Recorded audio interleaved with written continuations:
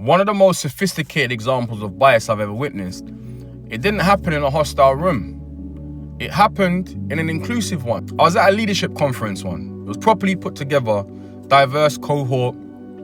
Everyone had done the reading. Everyone was using the right language. There were ground rules. There was a facilitator.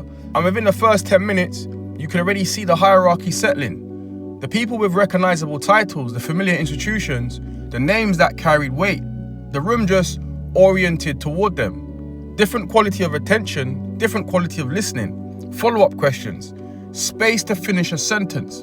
But the people from community work, grassroots leadership, smaller organizations, they were listened to politely, but then the conversation moved on.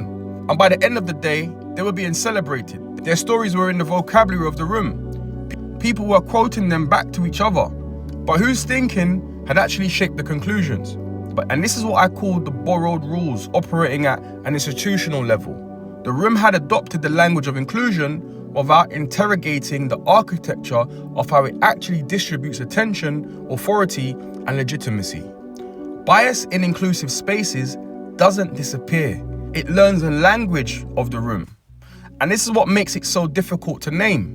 When you try to point it out to the facilitator, to the organization, to the leadership, they will tell you all about the work they've done, the training they've commissioned, the policies they've written, the statements they've put out, but they won't and can't tell you whether it's working. The response to a question about outcomes is always about a list of inputs. The institution is not looking at the wall, it's looking at paintbrushes.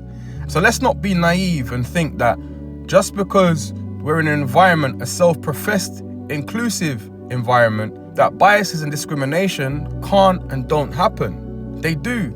And sometimes they happen more than quote-unquote hostile environments, but just in a very nuanced way, which is sometimes more dangerous than if it's explicit, because when it's explicit, you can actually see it, name it, call it out. But when it's nuanced and implicit, it becomes much harder to do.